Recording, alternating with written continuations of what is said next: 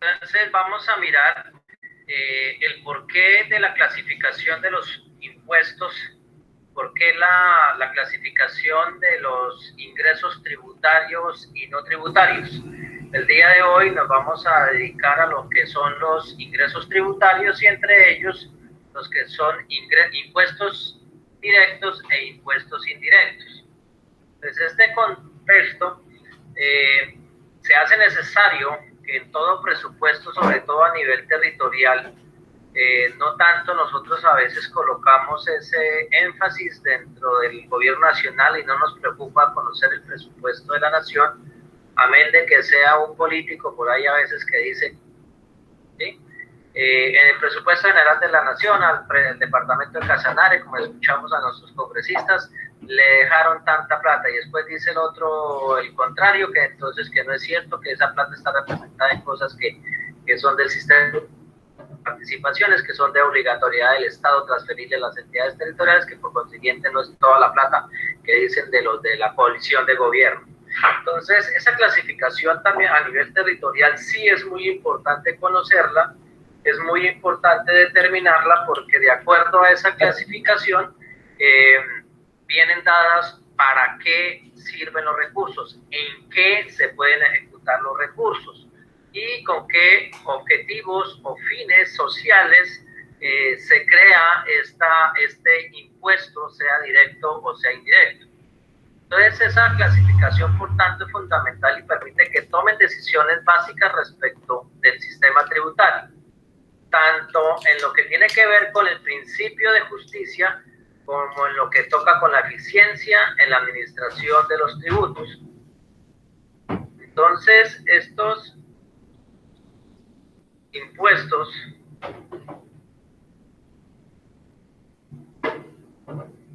en la clasificación de los tributos en el impuesto. Entonces, esta clasificación es muy importante, sobre todo para entidades territoriales, porque estos impuestos directos o indirectos, de cierta manera, podemos clasificarlos en los ingresos corrientes de libre destinación, muy conocidos en su sigla como ICLD, ingresos corrientes de libre destinación. ¿Sí? Y entre comillas dejo esta libre destinación. Y esta libre destinación se refiere de conformidad con la ley 617 del año 2000, en la cual categorizó las entidades territoriales, desde la categoría 1 a la categoría 6. Dependiendo de la categoría en la cual se encuentre la entidad territorial, un porcentaje de esos ingresos corrientes de libre destinación se usan para fortalecer la inversión pública. Por ejemplo, en el caso del municipio de Yopal, el 80% de sus ingresos corrientes de libre destinación quiere decir los impuestos directos. Los impuestos directos son los recursos que se usan para ese gasto de funcionamiento y el 20% para fortalecer la inversión pública social. Eso es lo que dice la ley 617. Y luego viene con otras normas de mayor disciplina fiscal, como la ley 819 del año 2003, pero ya no viene en este sentido, que fue la de la ley 617, la cual buscaba de cierta manera acabar, y como lo fue de cierto cuando hubo las liquidaciones de todo el personal que superaba, y entonces que superaban los costos que significaban los ICLD para cada entidad territorial, y por eso se hizo necesario liquidar muchísima gente de las entidades territoriales a partir del año 2000. En el año 2001 vinieron los primeros despidos y liquidaciones de ese personal para poder ajustar los presupuestos. Eso era meter una disciplina fiscal y que no existiera tanto puesto de corbata que llamamos por ahí suelto y volando, sino que de acuerdo a esos ingresos corrientes de libre destinación que recibe la entidad territorial, pues se ajuste el personal a esa necesidad. Entonces, porque se usaban las regalías, se usaba el sistema general de participaciones para pagar nóminas e impuestos de corbata, porque entonces, como fue tales las personas que me apoyaron en la campaña, pues entonces démosles trabajo en tal lado, entonces mandaban para el taller de obras, por allá a rascarse en la cabeza, como dicen, a rascarse en la barriga, sin salir a hacer nada. Entonces estas leyes lo que hacen es precisamente ese ajuste, y ese ajuste de la ley 617 del año 2000 viene específicamente sobre los impuestos directos. Entonces el principio igualmente que rige los impuestos de no aplicación de reglas nuevas en el mismo periodo en que las mismas entran a regir, como es el caso de los impuestos directos. ¿Qué quiere decir esto? Por ejemplo, si en este momento que estamos ya en la vigencia fiscal, que está en ejecución el periodo contable del año 2020, en este momento, y dada la crisis que estamos padeciendo económica, el municipio sacara en aras de poder conseguir mayores recursos para atender la pandemia y toda esa cuestión, dijera que, por ejemplo, el impuesto predial, que es uno de los impuestos directos más importantes del municipio, dijera que va a hacer un alivio tributario del 50%, podría ser una jugada, ¿sí? Nosotros sabemos que hacer seguimiento a esos recursos de predial, por ejemplo, en el año 2020, el 20%, creo que no se alcanza a superar, el 20% de los predios de todo el municipio que deben pagar el predial no alcanza a ser el 20% los que pagan, los que son juiciosos y llevan sus impuestos al día. Pues a veces hay gente que se acerca a pagar, pero no paga el año 2020, sino paga, por ejemplo, el impuesto de hace 5 años, que es el impuesto que ya le entró en el cobro coactivo persuasivo, que ya tiene amenazas que le van a embargar, o de pronto ya tienen algún oficio de embargo de su casa, de su apartamento, de su finca, de su carro. Entonces le han embargado para poder hacerlo. Entonces ellos vienen y pagan por quitarse en ese embargo de encima, pues llegan y pagan en eso. Entonces, a lo que se refiere este principio de no aplicación de reglas nuevas es precisamente que la corporación pública, el Consejo Municipal, desde el año pasado aprobó los alivios tributarios que regían para este año frente al predial. Pues, por consiguiente, no se pueden, por más que quiera y porque sea el fin para los cuales pretende recaudar mayores recursos el señor alcalde el día de hoy, sean para atender la pandemia, ¿sí? Donde se sigan creciendo los casos aquí en el municipio y en el departamento, pues no lo podría hacer. Es uno de los principios sobre los impuestos directos que no se puede realizar. En los indirectos hay una excepción, ¿sí? Por lo general, el hecho generador es instantáneo y no de periodo. Dada su incidencia inmediata en las transacciones económicas, se hace necesario que las leyes señalen un término razonable de transición a partir del cual se empiece a aplicar y, en todo caso, fije reglas precisas, pautas para establecer las condiciones en que debe regir la incidencia fiscal. Entonces, a este principio sobre los impuestos indirectos, como son las estampillas, es el caso más. Entonces, las estampillas nunca son impuestos directos, sino son impuestos indirectos, que es otra de las diferencias que tiene. Estos impuestos indirectos son aquellos denominadas rentas de destinación específica. Cuando yo creo una estampilla es indirecta porque me lo pagan, ¿sí?, sobre la contratación, sobre la transacción económica que yo realice como contratista del municipio. En ese momento me aplican a mí ese impuesto indirecto sobre el contrato y sobre la cuantía, y dependiendo de la obra o el bien y servicio que vaya a prestarse, vienen las tasas, las tarifas que se cobran, el hecho generador que se establece también aquí en los impuestos indirectos, y digamos así, de ese hecho generador es de aplicación inmediata.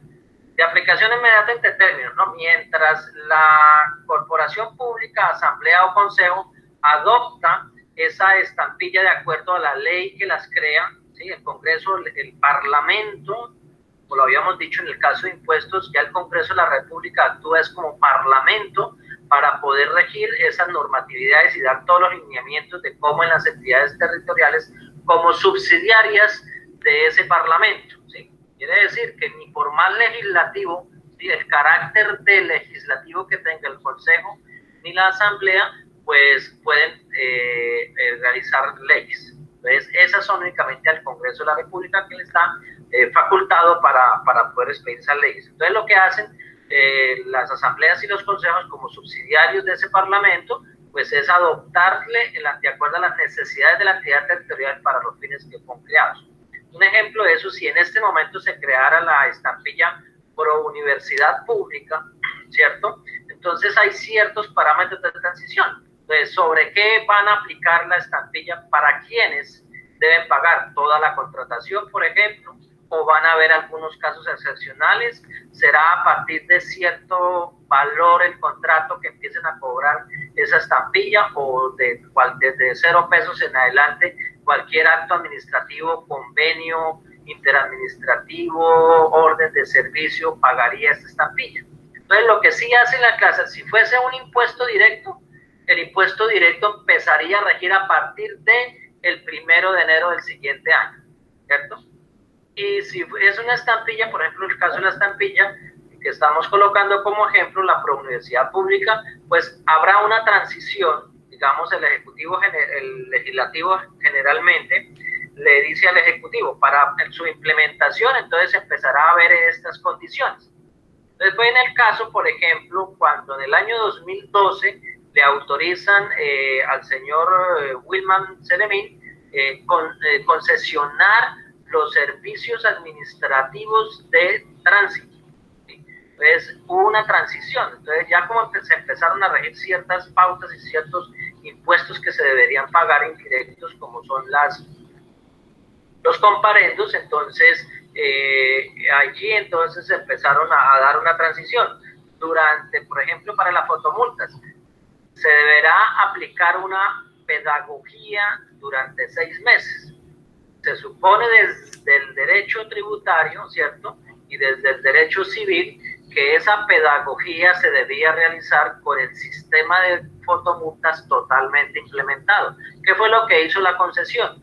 Compró una camarita de esas Samsung chiquiticas de bolsillo, se la dio a uno de los agentes y los agentes se la repartían entre uno y otro y tomaban fotos por la calle, y ahí fue donde aparecieron su tal pedagogía.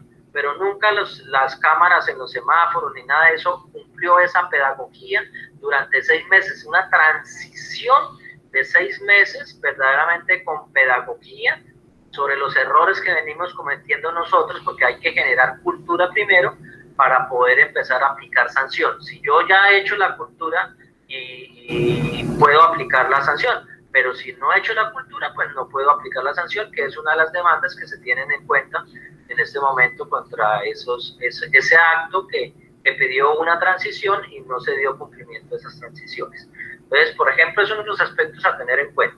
Y lo otro es que ese impuesto indirecto se crea con una destinación específica. Por ejemplo, la estampilla por adulto mayor, ¿sí? El 10% es para la seguridad social de esos abuelitos que no cuentan con seguridad social, entonces el Estado entra a financiarles parte de sus servicios médicos. Por eso es que los centros o los famosos hogar día que funcionan hoy en día en casi todos los municipios, donde los abuelitos van a pasar el día completo allá para distraerse sin aprender cositas y en la noche vuelven a sus hogares,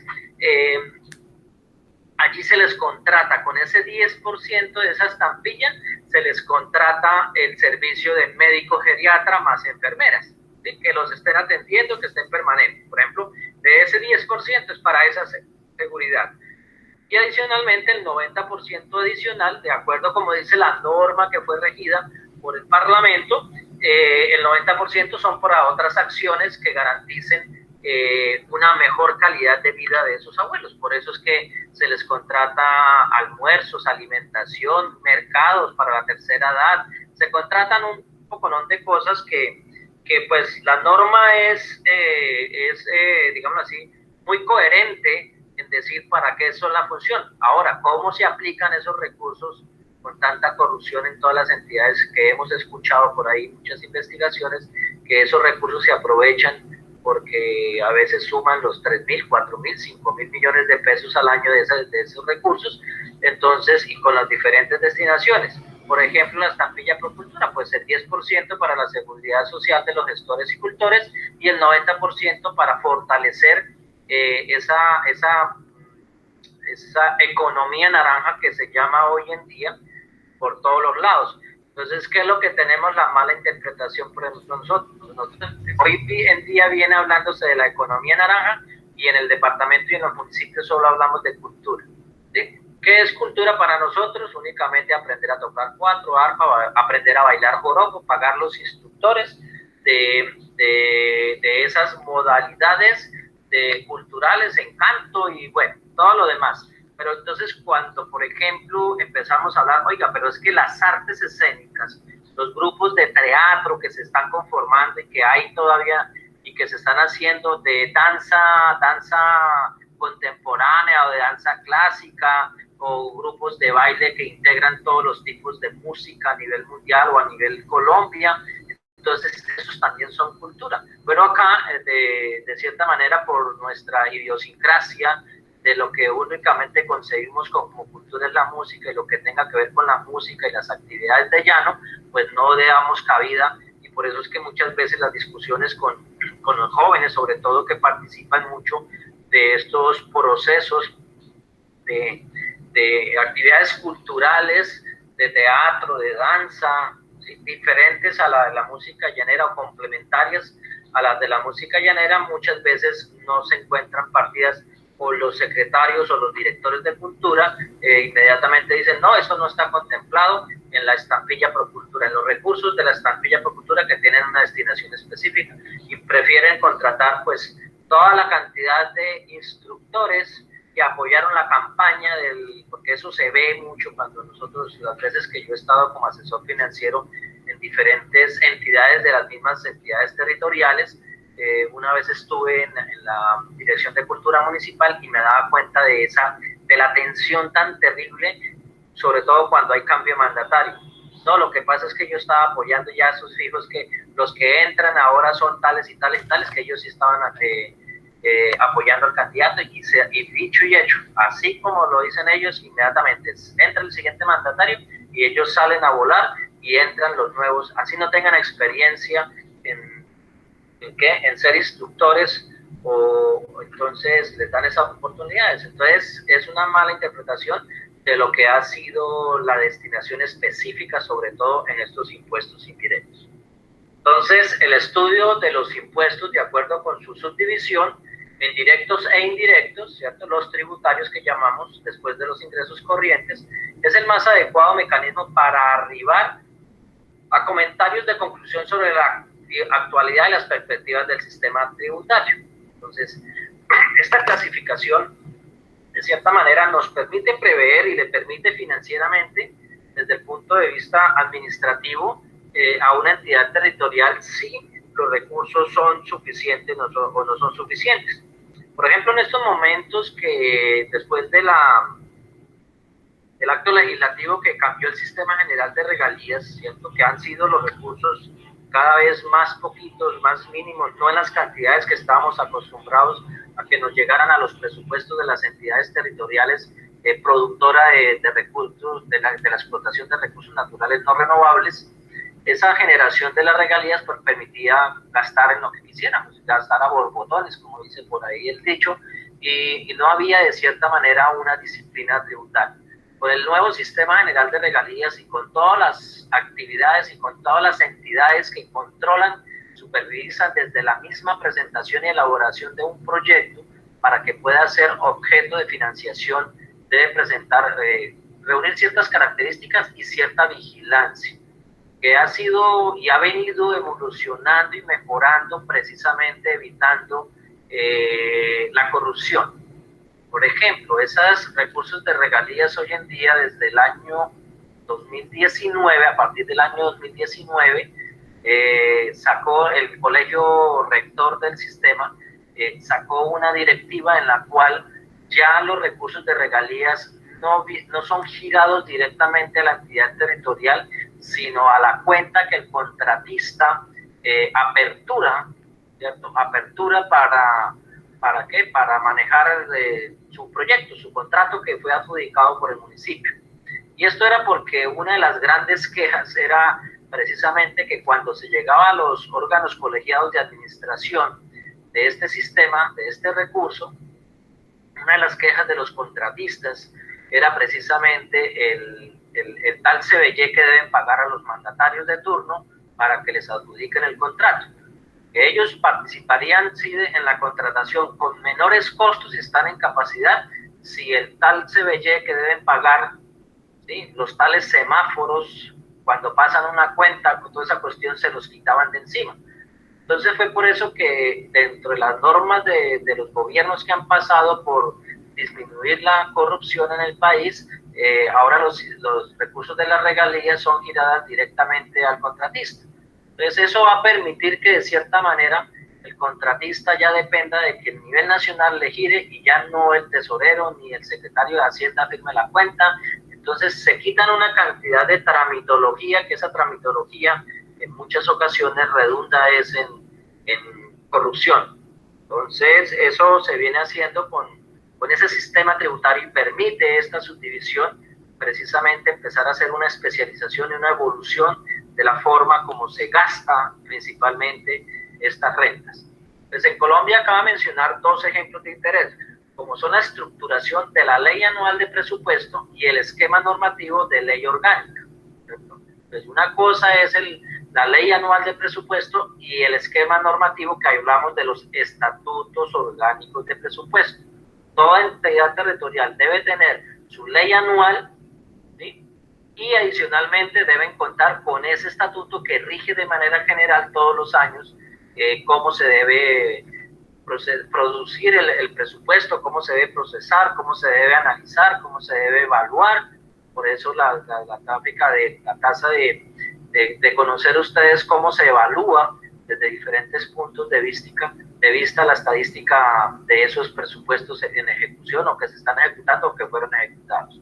Entonces, esto sobre la base de la distinción de los impuestos directos e indirectos y de acertado pero desatinado artículo 204 de la anterior Constitución Política, la que precedió a la de 1991, según el cual toda ley que estableciera una contribución indirecta, ¿sí?, o el aumento de impuesto de esta clase debía indicar la fecha en que comenzaría a cobrarse. Entonces, ¿qué es lo que aplica? ¿Qué es lo que aplica? Entonces, por ejemplo, hay una serie de, y los abogados dicen alcaldadas, ¿no? El alcalde se inventó una cosa ahí que no. Por ejemplo, quienes les han recogido su moto y van a pagar los derechos de parqueadero por haberla dejado mal parqueada generalmente, es la mayor infracción que se comete, muy rara vez es porque va manejando con tragos en la cabeza o por cualquiera de estas cuestiones. Entonces, resulta que estando de secretario, el que dicen que es el dueño de ese parqueadero, Rofer, bueno, este señor secretario sacó una norma incrementando los valores del parqueadero. Pero entonces este señor se echó el cabezazo y llegó y le dijo al consejo que supuestamente hubo pláticas de por medio, que ese acuerdo se lo aprobaban a partir del 1 de enero del siguiente año. Ellos fueron destituidos del cargo y en el 2016 empezaba a regir otra administración, ¿sí? Hubo cambio de administración. Entonces ellos fueron destituidos en febrero o marzo del 2015 y ese acuerdo fue aprobado en febrero del 2016, pero decía ya el artículo en cumplimiento de esa norma, sin ser una contribución indirecta o un impuesto indirecto, esas tasas que se pagan por la comisión de violación a las normas de tránsito que conllevan una acción se llama eso subsidiaria, que es la inmovilización de su vehículo automotor, moto, carro, lo que sea, y entonces deben pagar ese derecho. Entonces allá la colocaron que regiría a partir de enero del 2016, del siguiente año. Entonces lo mismo pasa con los impuestos. Cuando se hace un alivio tributario sobre los impuestos directos, Entonces, ese alivio tributario generalmente se tramita antes que el Consejo termine la vigencia fiscal en la cual está en ejecución para que empiece a regir a partir del 1 de enero la siguiente vigencia. Porque acordémonos que la norma es clara en decir que estando en ejecución los alivios tributarios no se pueden modificar a los aprobados en la vigencia anterior, que es lo que quiere decir la norma. Entonces, eso es necesario que generalmente se tramite o por lo menos iniciando, ¿sí? Iniciando el periodo fiscal, se convoque de manera extraordinaria al legislativo y se presenten aquellos proyectos en los cuales se buscan esos alivios tributarios. Entonces, eso es necesario y se usa hoy en día todavía. ¿A partir de qué momento se empieza a cobrar esa tarifa de ese impuesto y ese hecho generador? ¿A partir de qué fecha generalmente? Entonces, como les colocaba yo el ejemplo de las fotomultas, ¿no? Entonces, cumplidos 6 meses de pedagogía, ¿sí? Lógicamente con todo el sistema implementado, no con una camarita de bolsillo y con las cámaras de los celulares de los agentes de tránsito, se podía hacer, se entendía la pedagogía. No, eso no funcionaba así, no se hizo la pedagogía y por eso hoy en día también están suspendidas esas fotomultas y no ha cumplido los requisitos de volver a darle cumplimiento al acuerdo. Cierto que cambiaron y ya están reglamentadas en qué forma pueden implementarse las fotomultas, pero debe cumplir una norma que fue adoptada aquí en Casanare y en Yopal, perdón, y esa norma es que debe hacerse una pedagogía en 6 meses. Esa pedagogía no se ha hecho y por eso hay una cierta discrepancia y está en demanda el que se vuelvan a reactivar las fotomultas aquí en Yopal, porque esa pedagogía no ha sido demostrada. Entonces, hasta que no cumplan los requisitos de la norma para poderse aplicar, pues pueden meter toda la tecnología como lo está pidiendo actualmente la normatividad a nivel nacional, todo lo que modificaron, pero no se puede realizar hasta que no cumplan esa metodología y es parte de lo que la Fiscalía está pretendiendo de hacer cumplir si se llegara a continuar o si tumban definitivamente, se acaba esa concesión de los servicios de tránsito acá en el municipio. Entonces, los impuestos a los consumos o los gastos, ¿sí? Que es el otro, que son los otros impuestos indirectos, ¿cierto? ¿Y a cuáles son los impuestos al consumo? Generalmente en las entidades territoriales, en el caso de los departamentos, estos impuestos indirectos también están conformados por los impuestos a los cigarrillos, al consumo de cigarrillos, el impuesto al consumo de vinos, licores, cervezas, ¿sí? Todo eso, cada que usted se tome en una cervecita, están contribuyendo con las rentas del municipio, ¿sí? Y estos impuestos al consumo o a los gastos, como a los gastos generalmente es a nivel nacional, como es el caso del IVA, ¿cierto? Pero los impuestos a los consumos que también están catalogados algunas entidades territoriales, ¿cierto?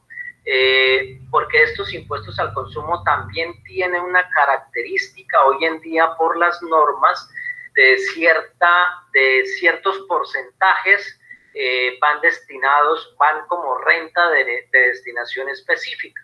Entonces, al tener un componente de renta de destinación específica, los clasifican en indirectos. Pero resulta en el trabajo que vamos a dejar el día de hoy, vamos precisamente a mirar cómo están, por ejemplo, en el departamento de Casanare clasificados esos impuestos al consumo. A las cervezas, si están en impuestos indirectos o lo tienen en impuestos directos, por una sencilla razón. El análisis que se hace desde la Hacienda Pública del departamento era, si solo el 50% del impuesto al consumo de vinos, licores y cigarrillos debe estar destinado a actividades de promoción y prevención de la salud pública, y campañas de no consuma, no tome licor, no se emborrache, no fume, ¿sí? Lo único que no ha podido es cobrar el impuesto al consumo de marihuana ni cocaína, pero bueno, algún día de pronto, si la llegan a legalizar, muy seguramente entrará dentro de los impuestos al consumo. Pues hay entidades territoriales que la clasifican porque tiene un porcentaje de destinación específica. y hay otras entidades que por conveniencia, para quitarle ese carácter de destinación específica, los clasifican dentro de los impuestos directos. ¿Qué es eso? El 50% restante que debe para hacer otras acciones dentro del mismo sector, sobre todo los de consumo, los de consumo de vicios, ¿sí? Los que consumen vicios, o bueno, consumimos de vez en cuando una cervecita como vicio, entonces ese impuesto debe ser para fortalecer, o sea, el otro 50% de que no va específicamente a las secretarías de salud, a salud pública, pues el otro 50% debe ser para fortalecer demás acciones que conlleven y que puedan connotar en esa disminución de la salud pública, ¿sí? Los efectos que tienen esos vicios sobre la salud de todas las comunidades.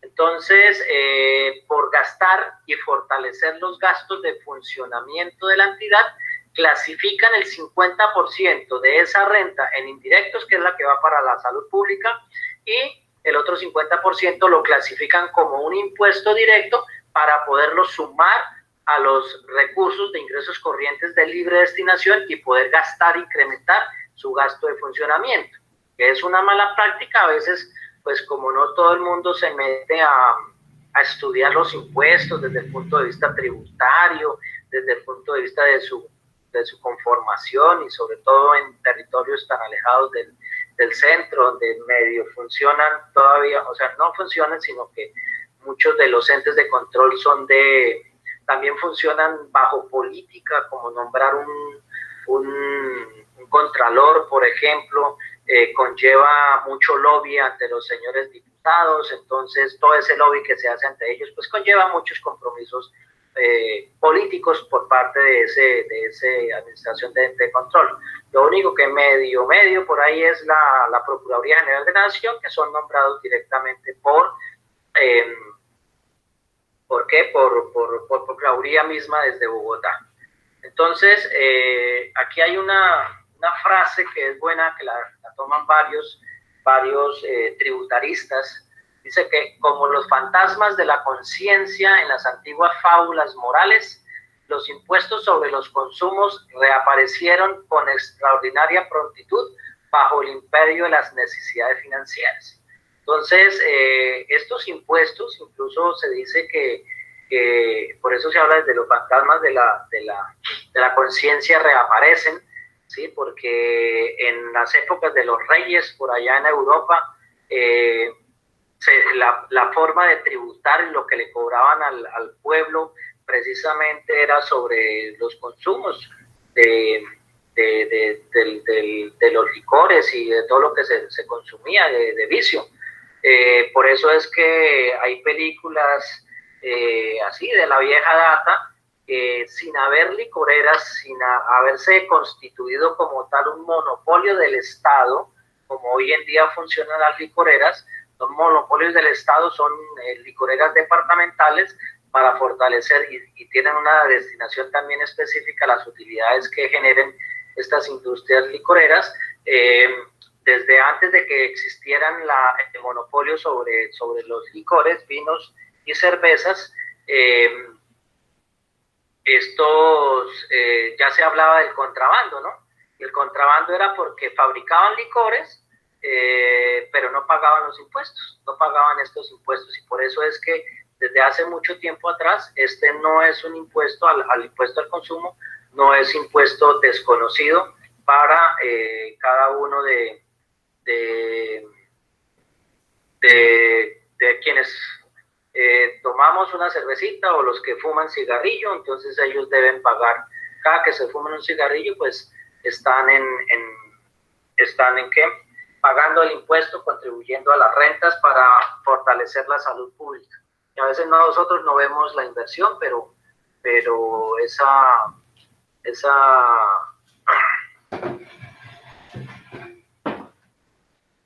Sandra Liliana.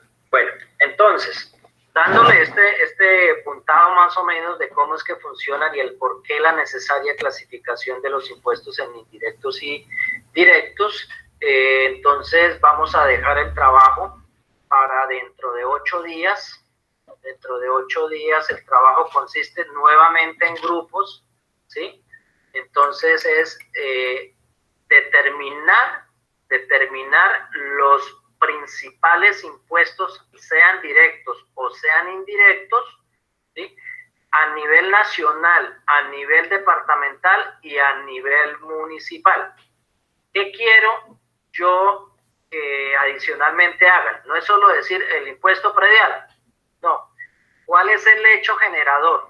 ¿Sí? Necesito que en cada impuesto, adicionalmente a cuáles son los impuestos más importantes para la nación, para el departamento y para un municipio, ustedes investiguen adicionalmente el hecho generador de ese impuesto, ¿sí? Este es el trabajo que me deben entregar dentro de 8 días. Entonces, los impuestos directos e indirectos, los principales impuestos directos e indirectos del nivel nacional, del nivel territorial y del nivel municipal y departamental, junto con el hecho generador de ese impuesto. No me importa la tarifa, no importa nada lo demás, de las otras 4 características. La única característica que necesito que ustedes investiguen y determinen y conozcan más a profundidad como contadores es precisamente el hecho generador de esa renta. ¿Listo? ¿Alguna pregunta, alguna duda?